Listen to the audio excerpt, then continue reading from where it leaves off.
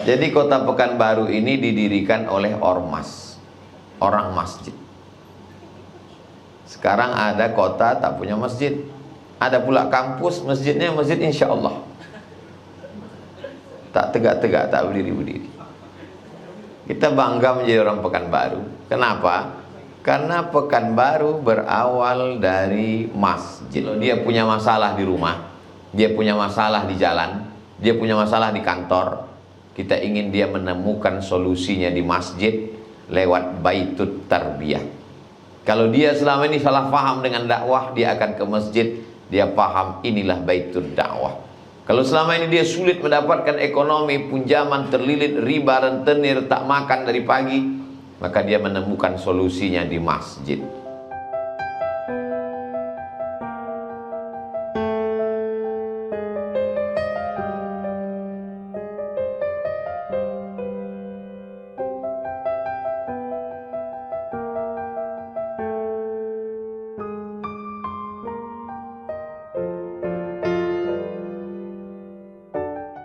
Assalamualaikum warahmatullahi wabarakatuh.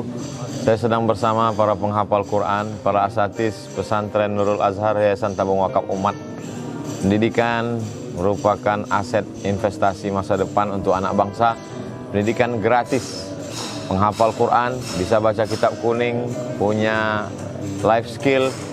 Mari kita support menjadi orang tua asuh untuk anak-anak sebagai pelanjut tongkat perjuangan di masa akan datang.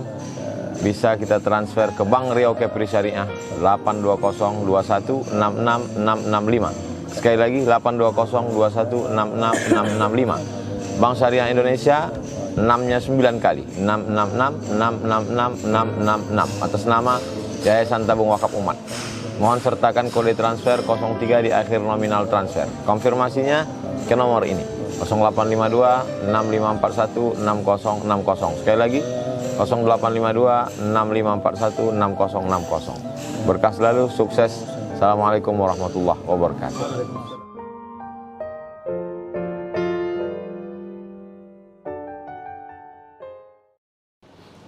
Kalau Tuhan membeli nampan, beli jugalah pelita. Kalau ada yang bilang saya ini tampan, perlu mengganti kacamata. Itu sekedar membalas pantun saja. Karena dalam tradisi Melayu, kalau orang berpantun kita balas. Kalau dia tak berpantun, tak usah pula kita pancing-pancing. Sama-sama kita hormati tamu-tamu narasumber kita yang luar biasa, Bapak Filantropi Indonesia. Hadir juga bersama kita guru kita dari Yogyakarta yang selalu bertemu dengan saya di Jogokarian. Masjidnya di mana-mana menjadi model dibanggakan oleh para tamu. Hari ini mestinya kita yang datang ke Jogja, beliau pula yang datang ke Pekanbaru. Ustadz Jazir beserta rombongan. Tentu saja sahibul hajat, kawan-kawan, sahabat-sahabat dari kolaborasi Masjid Pemberdaya. Kemudian sahabat-sahabat dakwah dari Dompet Dakwah. Ada juga pembina ketua Yayasan Tabung Wakaf Umat. Tentu saja dari pihak pemerintah Al-Mukarram Maulana Masrul Kasmi. Bapak-bapak, ibu-ibu, pengurus masjid yang besar tak dihimbau gelar, yang kecil tak dapat disebut nama. Insya Allah kita semua yang hadir ini tanpa menyebut, tidak mengurangi rasa hormat dan takzim saya, semuanya insya Allah dimuliakan Allah Subhanahu Wa Taala. Amin ya Rabbal Alamin. Riau yang merupakan pecahan Kesultanan Melayu dari Johor. Kalau diurut lagi, sebelum Johor ini menjadi kerajaan Johor, dia adalah kerajaan besar Melayu Malaka. Yang Malaka itu hancur pada abad yang ke-15 setelah sultannya dipukul habis oleh Portugis. Lalu kemudian kalau diurut lagi sebelumnya, kerajaan Melayu itu berpusat di Tumasik. Tumasik itu sekarang Singapura. Yang orang Melayu pun susah masuk ke sana, termasuk saya. Jadi kalau diurut urutannya dari Tumasik menjadi Malaka, menjadi Johor, Terengganu, kecil-kecil, lalu salah satunya menyeberang, itulah dia menjadi Siak Sri Indrapura. Lalu kemudian salah satu dari Sultan Siak itu bernama Sultan Abdul Jalil menelusuri tepi sungai Siak. dapatnya lah tempat yang strategis, yang bagus, lalu diletakkannya lah tiang pancang, maka berdirilah bangunan yang kokoh tegak sampai hari ini pada tahun 1762 Masehi.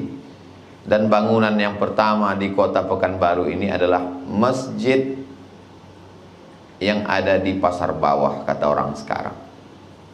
Di depan masjidnya ada pasar yang dikenal dengan nama Pasar Senaplan. Orang Melayu membuka pasar pekan biasanya sepekan sekali, maka disebut dengan pekan. Karena ini pekan yang baru, karena ada pekan tua, ada pekan yang lama, maka terkenallah dia dengan nama Pekanbaru Pasar Senaplan. Tapi awal cikal bakalnya adalah masjid. Masjid Al-Alam namanya, Masjid Alam yang ada di Pasar Bawah itu jauh lebih tua dari kota Pekanbaru, lebih tua dari pasarnya sendiri. Jadi kalau kita sholat, idza qudiyatis sholah, kalau kamu sudah sholat, fantashiru fil ard, maka keluarlah dari masjid, wabtaghu min fadlillah, carilah rezeki. Apa makna ayat itu? Mestinya keluar masjid ada pasarnya. Jadi masjid yang betul-betul mengikut sunnah itu, ya masjid Pasar Bawah itu. Karena keluar masjid langsung ke pasar. Walaupun sekarang orang ke pasar tidak ke masjid. Jadi kota Pekanbaru ini didirikan oleh ormas, orang masjid. Sekarang ada kota tak punya masjid. Ada pula kampus, masjidnya masjid insya Allah. Tak tegak-tegak, tak berdiri-berdiri. Kita bangga menjadi orang Pekanbaru. Kenapa? Karena Pekanbaru berawal dari masjid. Jadi kalau sekarang orang berpikir bagaimana memakmurkan masjid, maka orang Melayu, orang Pekanbaru 300 tahun yang lalu sudah berpikir bagaimana masjid memakmurkan orang. Nah, ini yang baru diwacanakan orang. Tapi bercerita tentang kehebatan Melayu masa lalu, itu sama dengan orang Islam bercerita tentang kehebatan Bani Abbasiyah, Bani Umayyah. Nostalgia masa lampau. Jadi sekarang alhamdulillah anak-anak muda ini bangkit lagi semangatnya. Maka mengundanglah para pakar-pakar dari berbagai penjuru negeri yang tidak hanya berteori tapi sudah membuktikan secara nyata. Tinggal lagi kita mengembalikan kejayaan masa lalu itu. Bagaimana masjid-masjid. Kota Pekanbaru sekarang penduduknya 1.200.000. Suku yang paling banyak pertama Minangkabau, yang kedua Jawa, yang ketiga Melayu. Orang Melayu malah menjadi minoritas. Orang Melayu Bumi Lancang Kuning sangat terbuka bagi siapapun yang datang kemari. Di mana ada gula, di situ ada semut. Kota Pekanbaru, Riau di tengah dikerumuni. Dari atas datang orang Sumatera Utara, dari bawah datang orang Jambi, dari kanan datang orang Kepri, dari kanan, dari kiri datang orang dari Minangkabau, Sumatera Barat. Dan memang orang yang datang ke Pekanbaru ini dalam satu bulannya itu lebih kurang ada 1.000 orang. Jadi dalam satu tahun ada 12.000 orang yang datang. Maka pertumbuhan ekonomi luar biasa. Sampai-sampai ketika ada rumah ruko disewa, dikontrak orang, rupanya malam-malam disiramnya pakai cuka dinding itu, dijebolnya, karena di samping itu ada bank. Tertangkap oleh Pak Polisi di Poltabes, ditanyanya, kamu orang mana perampok? Saya tak boleh sebut nama daerah, menjaga kode etik jurnalistik. Saya dari Provinsi A. Kenapa kau merampok di Riau? Riau ini enak dan nyaman, katanya. Jadi sampai perampok pun senang di Riau ini. Investor semuanya senang. Walaupun di sini orang Melayu, tapi orang Melayu sangat terbuka kepada orang lain. Jalan yang paling panjang, paling besar di Pekanbaru ini adalah Jalan Jenderal Sudirman. Bukan jalan Hang Tuah, Hang Lekir, Hang Jebat, dan Hang Kesturi. Di Jalan Sudirman itu bangunan yang paling besar, paling tinggi, namanya Pustaka Suman HS. HS itu Hasibuan. Di samping Suman HS itu ada gedung, namanya Gedung Kaharudin Nasution. Halak kita sesudina. Artinya masyarakatnya sangat terbuka, sangat religius, sangat agamis, mudah dibentuk. Tapi bak kata orang, menjinakkan buaya ini mudah, yang susah itu menjinakkan pawang buaya. Jadi alhamdulillah pawang buaya ada 50 bisa terkumpul, ini luar biasa. Karena kalau sudah pengurus masjidnya ini bisa mengatur, insya Allah jamaahnya itu sebetulnya mudah diatur. Tapi apakah 50 ini sudah terwakili? Kita perlu tahu jumlah masjid di kota Pekanbaru 1380 masjid.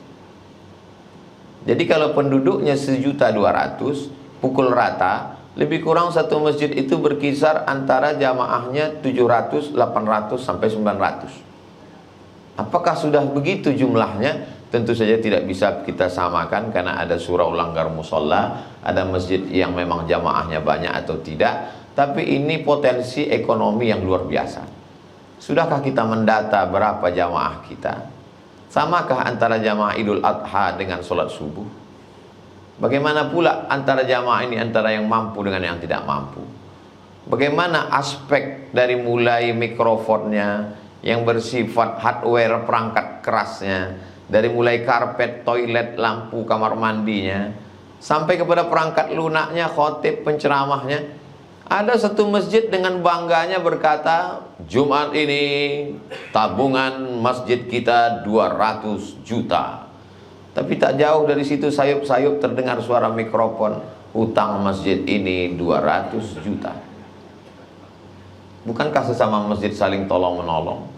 Dan berapa kali pula saya tausiah di beberapa masjid bertanya, kalau saya tak ingat, tak salah masjid ini dulu ketuanya Pak Anu, dia yang pertama saya bawa kemari. Betul Ustaz Somad? Mana dia sekarang? Sejak tak terpilih lagi jadi ketua masjid, tak pernah lagi kemari Pak Ustaz. Apa yang terjadi sesungguhnya dengan masjid kita? Dengan segala prestasi masa lalu dan permasalahan masa sekarang, mau dibawa kemana masjid kita ini? Alhamdulillah pakar-pakarnya hadir. Kalau 50 masjid yang jadi ikut contoh model pada hari ini berhasil sebulan setahun akan datang, maka ilmu-ilmu para pakar, para ahli, para konsultan kita ini itu menjadi amal jariah, dan model contoh hari ini itu tinggal dikopi oleh masjid-masjid yang lain, sehingga dia menjadi sesuatu yang bukan hanya sekedar ceramah, tausiah, wacana, tablik akbar, tapi dia sesuatu model contoh hidup yang bergerak tanpa harus didefinisikan masjid menurut etimologi, terminologi, menurut sifulan-sifulan, karena kita sudah terlalu lelah dengan teori-teori ini. Mestinya kita saja yang langsung datang berkeliling Indonesia ke Yogyakarta, tapi rupanya karena kelembutan, kelemahan hati mereka datang kemari. Maka terima kasih kita yang tak terhingga buat anak-anak muda ini. Kalau saya secara pribadi, sebagaimana sahabat-sahabat tahu, itu bagian iklannya saja. Jadi ke depan kita buat yang lebih besar, pengurus-pengurus masjid kita datangkan. Bagi yang sudah berhasil masjid-masjid sekeliling ikut studi banding, mengambil pelajaran kopi barang-barang yang bisa diambil.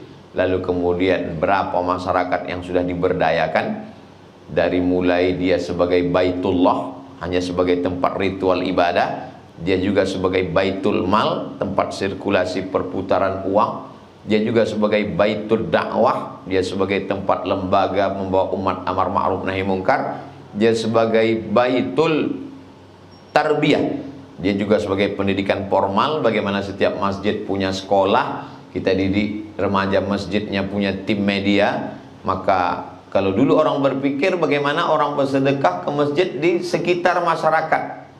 Jadi kalau ada jamaahnya 1000 itu sajalah. Tapi hari ini bagaimana satu masjid punya channel YouTube dan penontonnya dari berbagai negeri, orang berdonasi juga dari sejauh channel itu ditonton orang, maka tidak lagi kita terbatas dengan sekat-sekat kota dan batas teritorial negara. Kita sudah berada di dalam satu kampung yang sangat kecil, sehingga apa yang terjadi di masjid kita bisa ditonton, disaksikan, didengar, diketahui oleh saudara kita yang sudah ada di perantauan. Tidak tertutup link bagaimana saudara kita yang ada di Surau Minang, Sydney, bisa saling berkomunikasi dengan surau musola kecil yang ada di Panam. Tak lagi terputus.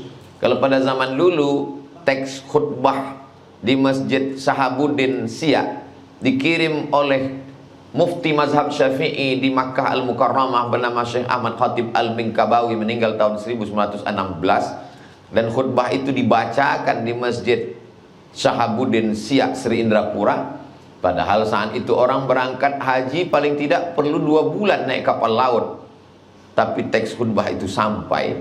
Bagaimana pesan-pesan yang begitu mudah sebenarnya dikirimkan melalui grup-grup WhatsApp, grup khotib, grup imam, grup pengurus, amat sangat mudah menyebarkan. Apa yang terjadi dengan komunikasi kita? Di saat multimedia, alat komunikasi begitu mudah, tapi justru kita tidak berkomunikasi. Malah dikomunikasikan ke televisi. Berapa banyak kita tonton konflik-konflik yang sebenarnya selesai di belakang layar, tapi mesti dipertontonkan dan akhirnya menjadi komoditi. Apa sebenarnya yang terjadi dengan komunikasi kita? Padahal masjid adalah tempat berkomunikasi. Nabi membuat satu tiang bernama Ustuanatul Wufud, tiang menyambut tamu. Karena di situ Nabi berkomunikasi, bercerita, bercengkerama dengan para tamu-tamunya. Bagaimana Nabi Shallallahu Alaihi Wasallam mengajar para sahabat dalam halakoh-halakoh lingkaran yang ada di Masjid Nabawi. Tapi kita tidak melihat ada tiang emas Masjid Nabawi. Kita tidak melihat ada mihrab peninggalan Nabi.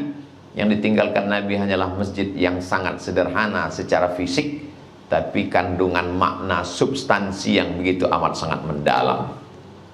Makanya tidak keliru kalau ayat tentang masjid itu yang ditanamkan adalah innama ya'muru masajidallah man amana. Tanaman yang pertama adalah keyakinan, bukan bangunan, bukan tiang, bukan atap, bukan kubah, tapi inti di dalamnya adalah man amana. Siapa yang akan membangunnya? Membangunnya adalah orang yang amanah bahwa nanti di akhirat yang dia bangun itulah sebagai booking tempat dia di sana. Man bana masjidan, siapa yang bangun masjid, banallahu mislahu baitan fil jannah, akan dibangunkan Allah untuknya satu tempat dalam surga. Lalu siapa yang akan melanggengkan, mengabadikannya adalah orang yang amanah bahwa kalau dia istiqomah sholat berjamaah, maka dia termasuk dalam 7 golongan yang mendapatkan naungan yauma la zilla illa zilluh. Hari itu tak ada naungan kecuali naungan Allah. Rajulun qalbuhu mu'allaqun fil masajid, orang yang hatinya tergantung di masjid. Tentu saja Allah menurunkan Al-Quran, Nabi menjelaskannya dengan sunnah, para ulama fikih menjelaskannya dengan fatwa-fatwa mereka. Dan hari berganti musim berubah, ada sesuatu yang baru, perkembangan zaman yang tak terbendung. Maka dalam Islam jelas kaedahnya, al-muhafazatu alal qadimis salih wal akhdhu bil jadidil aslah. Ada yang lama-lama yang baik tetap kita teruskan, tapi yang baru-baru, yang bagus-bagus ini kita adopsi untuk pengembangan ke depan. Dari aspek bangunan, maka Bilal bin Rabah naik ke atas satah atap rumah. Tapi ketika Islam sampai ke Afrika Utara, dibawa oleh gubernur Mesir Amr bin As, sampai mereka mendarat di kota Alexandria, maka terlihat ada tiang yang sangat tinggi, tepat api di atasnya. Kita menyebutnya mercusuar, mereka menyebutnya sebagai manarah. Manarah diambil dari kata nar, tempat api, manarah, tempat api. Maka ini baik, bagus, walaupun tak ada disebut Nabi. Nabi tak pernah menyebut tentang menara, Bilal tak pernah naik ke atas menara. Tapi setelah sampai ke Mesir, menara ini bagus. Akhirnya menara dari tepi laut Mediterania, pantai Alexandria itu diambil, diletakkan ke dekat masjid, apinya dibuang, orangnya naik ke atas. Karena kalau orangnya naik ke atas menara, kumandang azannya lebih bergema daripada di atas atap rumah. Karena lebih tinggi, maka lebih banyak yang datang sholat berjamaah. Hari berganti musim berubah, orang tidak lagi naik ke atas menara, orangnya tetap ke bawah, toanya yang menggantung ke atas, dan suaranya lebih keras. Mestinya kita secara logika akal, kalau dulu orang di atas atap jamaahnya tak seberapa, setelah naik ke atas menara jamaah makin ramai karena suara makin melengking. Setelah ada pengeras suara mestinya makin ramai, tapi justru pembicaraanlah yang masih makin ramai. Apa yang diramaikan orang sekarang? Apakah imam itu sholatnya batal atau sah atau tidak? Karena suara mikrofon itu kabelnya menggantung sampai ke atas dan kena tai burung yang ada di menara. Muncul masalah baru. Begitulah perkembangan zaman yang luar biasa. Akhirnya kita hidup dalam suatu dinamika yang kalau tidak kita kelola dengan baik, maka dia bisa menjadi konflik. Tapi kalau ini kita kelola dengan baik, maka sesungguhnya perkembangan zaman ini akan menjadi ledakan dakwah yang luar biasa. Saya yakin dan percaya keberhasilan dari para pakar narasumber kita di berbagai masjid percontohan model di seluruh Indonesia bisa didatangkan di Pekanbaru. Maka ke depan saya optimis kemiskinan, fakir, yatim, duafa itu justru diberdayakan melalui masjid. Jadi kalau selama ini orang takut ke masjid karena gajinya akan diambil sedekah, infak, wakaf, orang justru akan semakin bersemangat ke masjid karena dengan ke masjid dia mendapat peluang-peluang baru. Rabbana atina fid dunyanya dapat, wa fil akhiratinya dapat.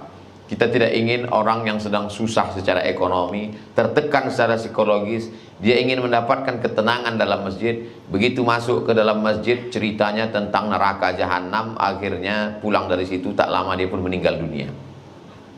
Masalah kematian memang sudah ajal ketetapan Allah. Tapi paling tidak kita tak bisa menambah usia jamaah ini. Jamaahnya sudah ditetapkan Allah umur mereka. Tapi paling tidak sisa umur mereka bisa kita buat berkualitas. Kalau dia punya masalah di rumah, dia punya masalah di jalan, dia punya masalah di kantor, kita ingin dia menemukan solusinya di masjid lewat baitut tarbiyah. Kalau dia selama ini salah paham dengan dakwah, dia akan ke masjid, dia paham inilah baitul dakwah. Kalau selama ini dia sulit mendapatkan ekonomi, pinjaman terlilit, riba, rentenir, tak makan dari pagi, maka dia menemukan solusinya di masjid. Itulah makna dari ud'u ila sabili rabbik, ajalah orang ke jalan Tuhanmu bil hikmah wal mau'izatil hasanah. Andai perlu berdebat, debatlah dia, tapi tetap dengan santun, wajadilhum billati hiya ahsan. Siapa yang paling dapat hidayah? Siapa yang paling mulia? Inna rabbaka huwa a'lamu biman dhalla an sabilih. Allah lebih tahu siapa yang sesat, wa huwa a'lamu bil muhtadin, dan dia juga yang lebih tahu siapa yang mendapatkan hidayah. Saya kira kita sudah terlalu banyak tentang teori. Yang perlu kita gali adalah dan perlu kita amalkan apa yang sudah kita dapatkan selama 2 hari ini. Mudah-mudahan ke depan Allah memberikan taufik, hidayah, inayah, ridhanya kepada kita, sehingga terwujudlah apa yang seperti kita cita-citakan, meneguhkan peran masjid dalam mengentaskan kemiskinan. Itu yang dapat saya sampaikan pada kesempatan yang baik ini. Mudah-mudahan ada manfaatnya. Aqulu qouli hadza astaghfirullah li wa lakum. Terima kasih segala perhatian, mohon maaf segala kesilapan dan kekhilafan. Wassalamualaikum warahmatullahi wabarakatuh. Mohon izin Ustaz. Iya. Baik Ustaz, Pak kata pantun bunga mawar tumbuh merekah di kota tua. Agar acara kita mendapat berkah, mohon kiranya Bapak Ustaz memimpin doa. Kalau pergi ke kota tua jangan sampai. Kalau pergi ke kota tua belikan saya kain katun. Kalau menyuruh saya berdoa, untung jangan sampai sempat turun. Nah, kadang pernah juga udah turun, suruh naik sekali lagi. Ya, memang udah mantap protokol kita. Ala hazihi niyah, untuk niat yang baik-baik ini. Al-Fatihah. A'udzubillahi minasyaitonirrajim. Bismillahirrahmanirrahim. Alhamdulillahirabbil alamin arrahmanir rahim maliki yaumiddin iyyaka na'budu wa iyyaka nasta'in ihdinas siratal mustaqim siratal ladzina an'amta 'alaihim ghairil maghdubi 'alaihim waladdallin amin. Allahumma shalli ala sayidina Muhammad wa ala ali sayidina Muhammad. Allahumma alif baina qulubina, satukan hati kami, li'imari masajidik, untuk memakmurkan masjidmu ya Allah. Allahumma ja'alna minal mutahabbina bijalalik, jadikan kami orang-orang yang berkasih sayang karena Engkau. Azillana tahta zilli arsyika, berikan kami naungan di bawah singgasana arasmu. Yauma la zilla illa zilluk, pada hari itu tak ada naungan kecuali Engkau. Allahumma ja'alna min mu'ammiri masajidik, jadikan kami orang-orang yang memakmurkan masjidmu. Wa min dzurriyyatina, sampai kepada anak cucu kami sampai hari kiamat nanti ya Allah. Allahumma tahhir qulubana minal hasadi wal kibriya'i wal azamah. Sucikan hati kami dari angkuh sombong dan merasa diri besar, lebih berjasa, lebih mulia. Waj'alna minal mukhlasin, jadikan kami orang-orang yang ikhlas. Allahumma jama'na ma'al habibil mustafa fi jannatikal ula.